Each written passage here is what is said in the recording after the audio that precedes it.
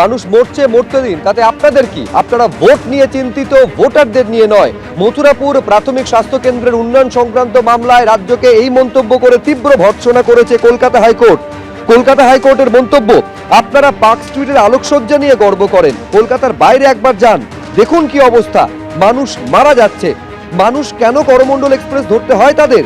প্রাথমিক স্বাস্থ্য কেন্দ্র সংক্রান্ত মামলায় এই মন্তব্য করেছেন কলকাতা হাইকোর্টের মহামান্য প্রধান বিচারপতি।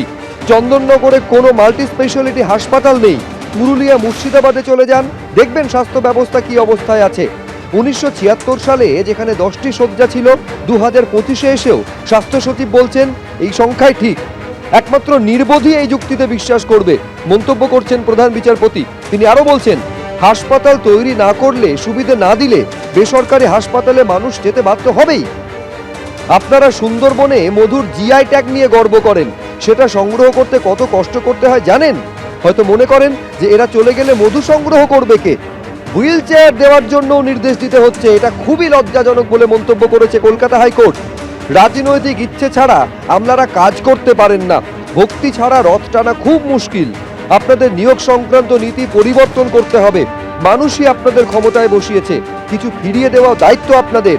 মথুরাপুরে প্রাথমিক স্বাস্থ্য কেন্দ্র সংক্রান্ত মামলায় এই মন্তব্য করেছেন কলকাতা হাইকোর্টের মহামান্য প্রধান বিচারপতি।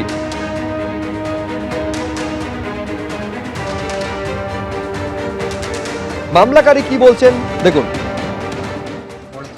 যেটা লেখা আছে সেইটা হবে, সাধারণ গরিব মানুষ যেন বাইরে যারা না আজ ডায়মন্ড যাচ্ছে, কলকাতা যাচ্ছে, সাপে কামড়ানো, কুকুর কামড়ানো, একটা বিষ খেলে কেন বাইরে যাবে? যে জন্য নিয়েছে সেই জন্য দেওয়া হয়েছে, স্বাস্থ্য দপ্তর আমার কাছে চিঠি দিয়েছে। আর এইবার আপনাদের দেখাবো মথুরাপুর প্রাথমিক স্বাস্থ্য কেন্দ্র, যেখানকার বেহাল পরিকাঠামো নিয়ে আজকে তীব্র ক্ষোভ প্রকাশ করেছেন কলকাতা হাইকোর্টের মহামান্য প্রধান বিচারপতি। এই হচ্ছে সেই মথুরাপুরে প্রাথমিক স্বাস্থ্য কেন্দ্র, যার বেহাল অবস্থা, যার পরিকাঠামোগত কোনো উন্নয়ন হয়নি, এবং জমিদাতা বলছেন যে কুকুরে কামড়ালে, সাপে কামড়ালে তার পরিষেবা পাওয়ার জন্য কখনো ডায়মন্ড হারবার, কখনো বা কলকাতায় ছুটতে হয়।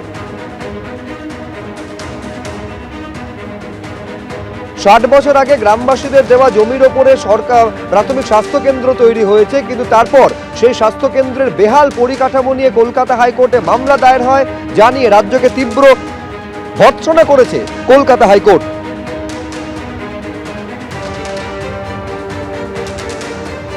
সরকার আদিবাসী বিরোধী সরকার, প্রান্তিক মানুষের বিরোধী সরকার। এই সরকারকে বারবার হাইকোর্ট ভর্ৎসনা করে, কিন্তু এই সরকারের চামড়াটা গন্ডারের মতো মোটা হয়ে গেছে। এই সরকারকে বলে আর কিছু হবে না, এই সরকারটাকে সরিয়ে দিতে হবে।